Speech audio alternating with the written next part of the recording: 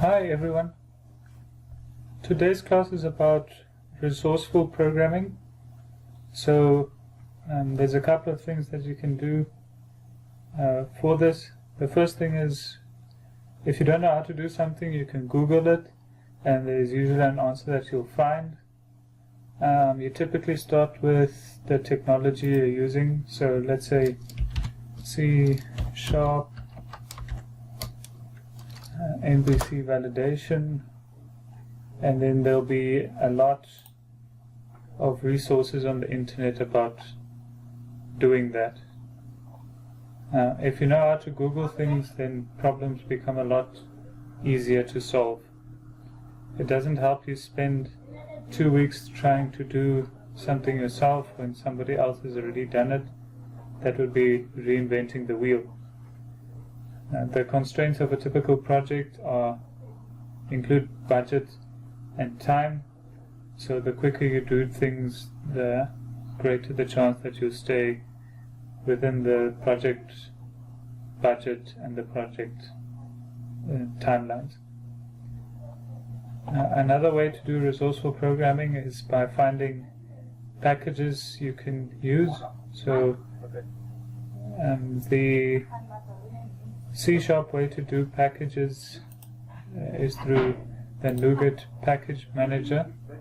So if you go to Tools in Visual Studio, you can go to NuGet package manager and then use the Manage NuGet packages for solutions. So you can then browse for things here to find cool packages that you can use. So a package is a library of software that you can include into your C# projects and then simply use. So you'll see here there's newtonsoft.json, which you use to manage JSON objects, and there's a whole range of other libraries. You can also see there's MySQL.data, for example. If you're using a MySQL database and not a SQL Server one, then you can use the MySQL library to do that. So what I did today is I just Googled cool NuGet packages, and then that brought me to a page, my favorite NuGet packages for .NET development. The first one is Fluent Validation, and this allows you to do Backend Validation for your MVC projects. So it puts a link here to GitHub, and this shows you all of the documentation and libraries or files that are included in the library. This is just a way how you'd go about using it, an example. So you can read a lot more documentation about it.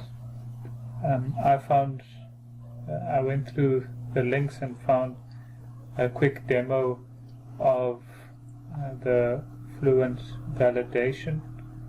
So I downloaded the example, and then it was an MVC application with a view models folder and a whole range of other things.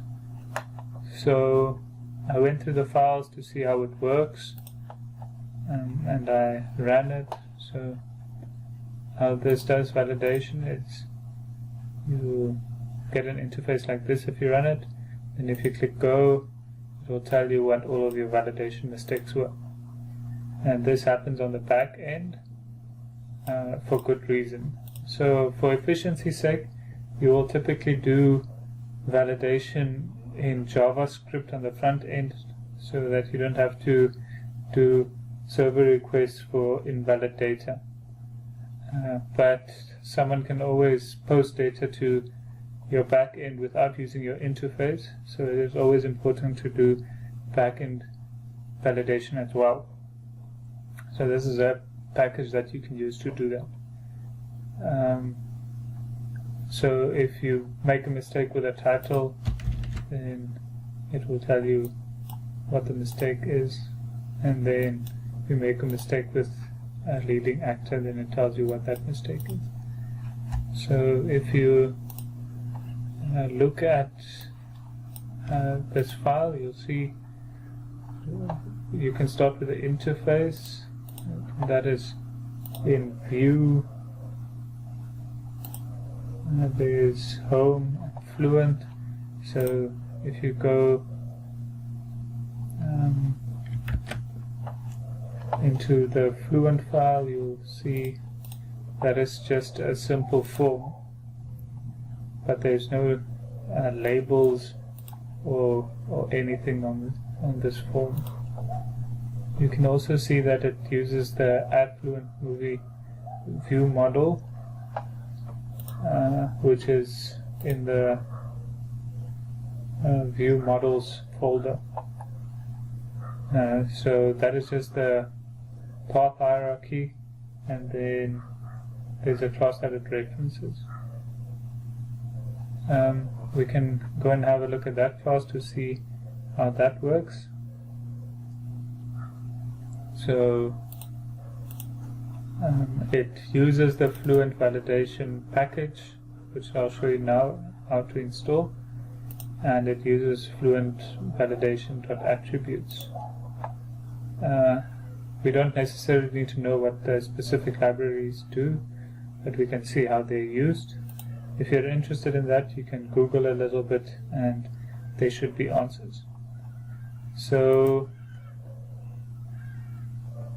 what this does is it has public attributes like that, as getters and setters, and then it uses annotations to say what the label should be on the front end. If it's a funny type, then it explicitly defines the type of data it is. There's also a validator function that defines all of the rules for the validation. So for example, the first rule is that it should not be null, and then if it is null, it will show the message, please enter a title. This uses lambda expressions to select which attributes of the class we're referencing for each rule.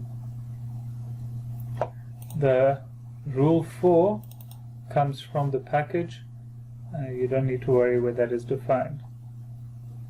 The class also has an annotation that says or defines what its validate is. So that's how the view model looks. If you go to the home controller, seeing as the view is inside the home folder, then you'll see that there is a method that is called when no model is passed, and there's a method that is called when a model is passed. So the idea here is when the page is requested, then this will be called, because there's no way that a model will be passed through the URL. If you click the button Go on the interface, then you'll be passing a model, so then this function will be called. This method of doing things is called overloading. So the function that is called is the one that for which the parameters also correlate.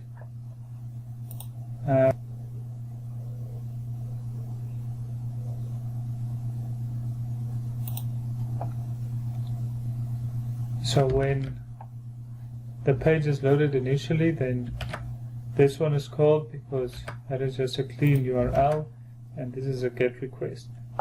When the post is used, then view model is sent through, and that is when this button is clicked. So because then a model is sent through.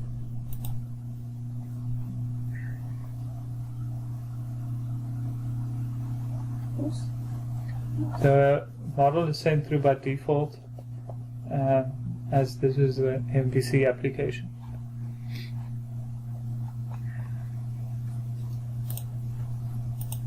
Okay, so if we start a new project and we want to use the Fluent Validation library to help us and do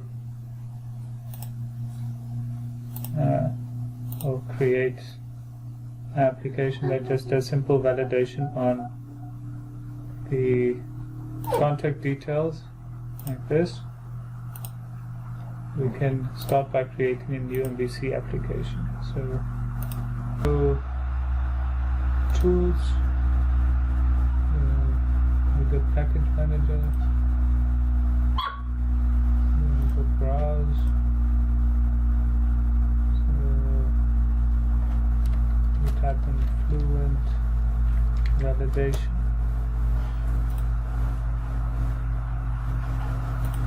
Install it like that, and then you just wait.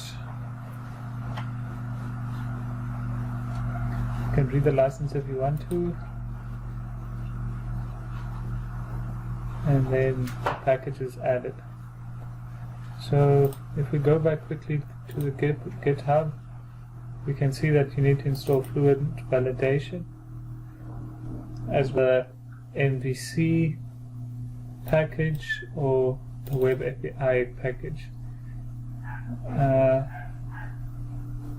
So we are doing MVC, and so we have to install the Fluent Validation MVC package as well.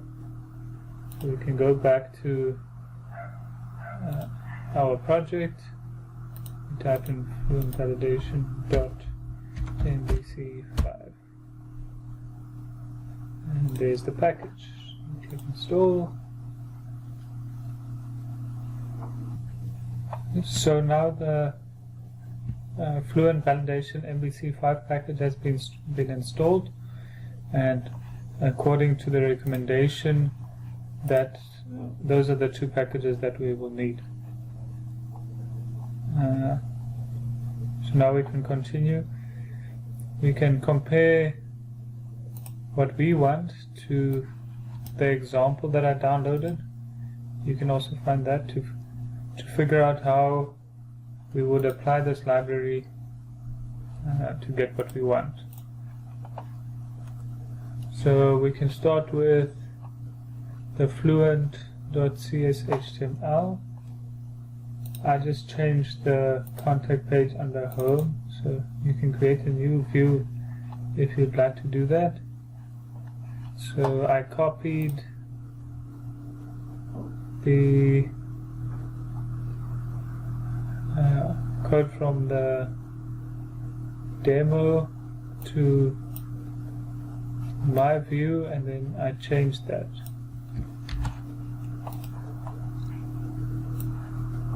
So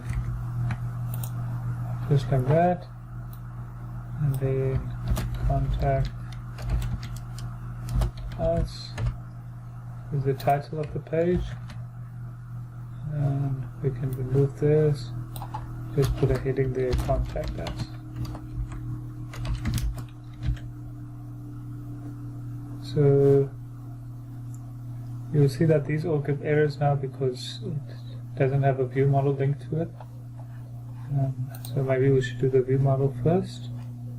Then we can go to our solution and add a folder for view models.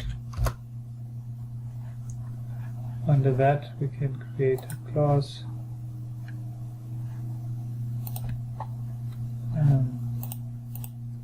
view model, and then it will create that for you. You can then have a look at how the Fluent view model looks like. That looks like that, you can remember. So So we can copy the libraries that they used. And you'll see that they use Fluent Validation and Fluent Validation attributes.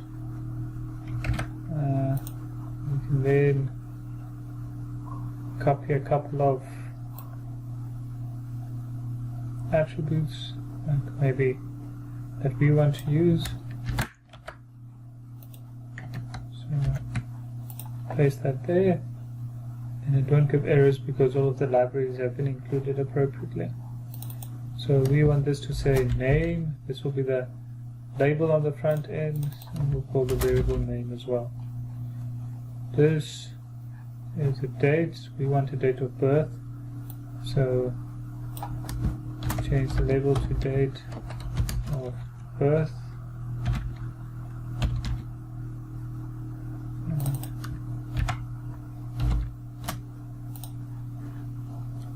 It's still a type date, and then remove that because we don't have any integers. We can add the surname field.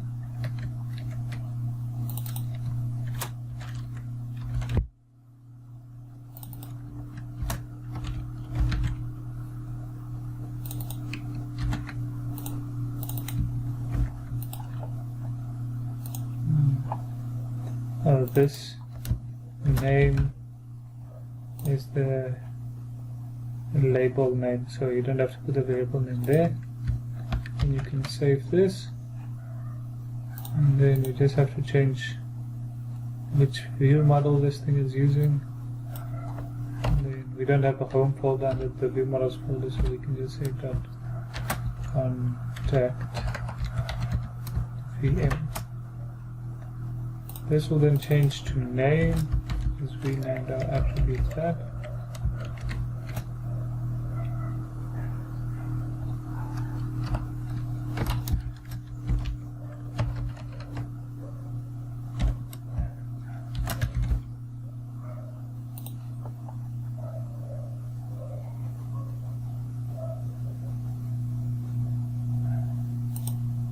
And then we continue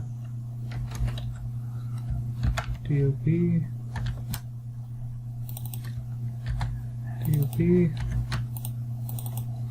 and surname.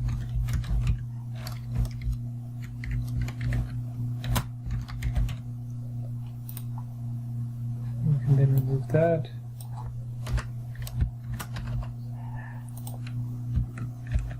Maybe we should continue with the view model quickly. So all we did now is define attributes under the view model.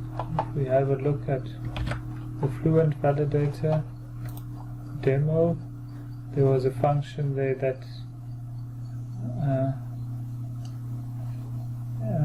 creates the rules. So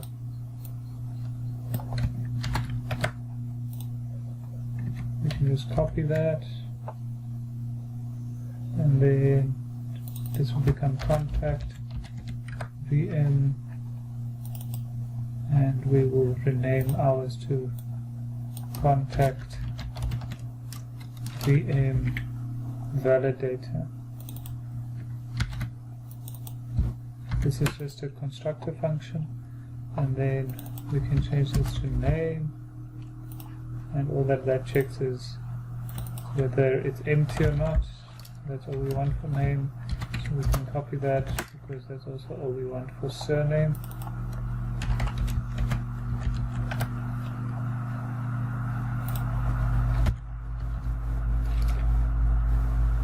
And then we also had a rule that the name is not supposed to be the same as the surname, so we can go create a rule for name that please enter a name like that, and then it should not be equal to surname. So that function is not equal. And then you change the message. So checking for not null there, we can remove it from there. otherwise we're checking it twice. Then we can just go and have a look quickly at what else we're missing. The Fluent Validator also has a annotation to say that it's using that add Fluent Movie Validator class, so we can add that as well, and then change this to our validator.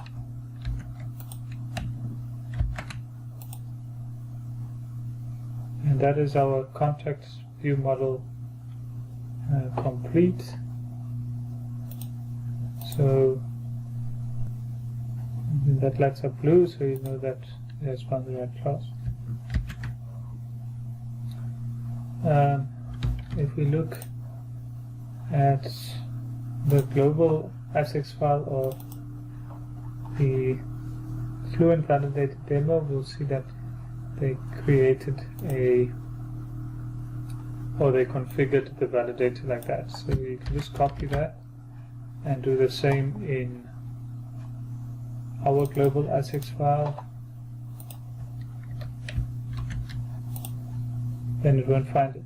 So what we do is look for the potential fixes, and it will tell you using Fluent Validation.mvc, which is the other package that we downloaded.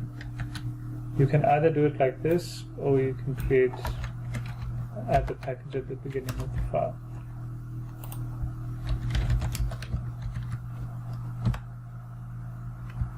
Like that. And so once that's done, we can jump to our controller quickly. And then it looks like this. We already have one function that was created by default for the contact. We just want to change it to look like the controller in the demo. So we can go to the demo and look at how they did Fluent, and we'll see it's done like that. So copy that and change.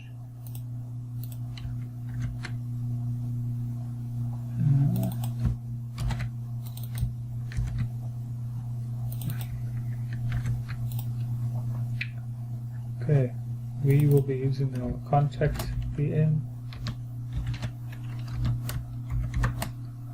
Won't find it because we haven't added it to the project or to the controller file, and then we do the same. So all this says is when we land on the page, we should send it the model, and then it uses the model for the validation. And then when we click on the Go button, this function will be called, so it will receive the model again, and then it will need to do the validation on that. So we can then remove this function.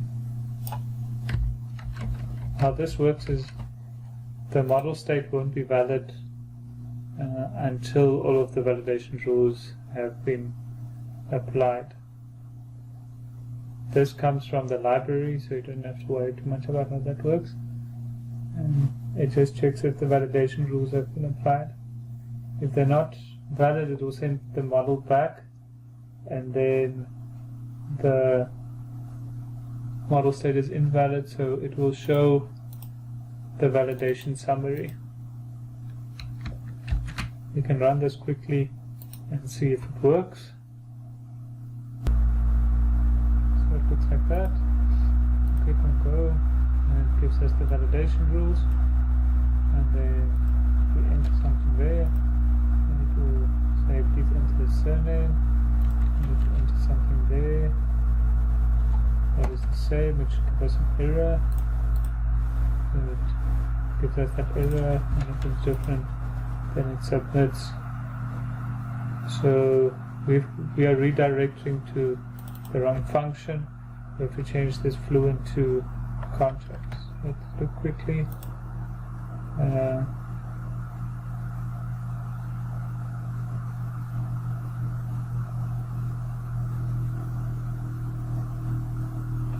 If we look at our controller function, we will see that it's redirecting to contact if it's valid.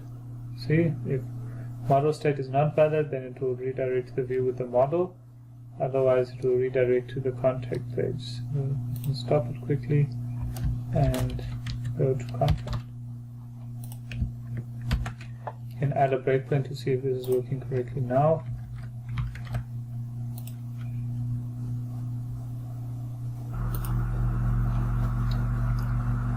There you go. Then the model state should be invalid. And then it goes there, which is correct. And then just continue. And then it gives the errors. And let's make it valid quickly.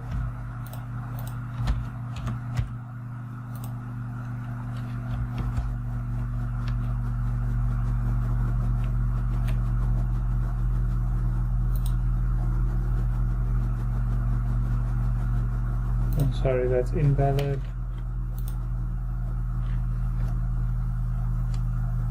And then it redirects to the contact page.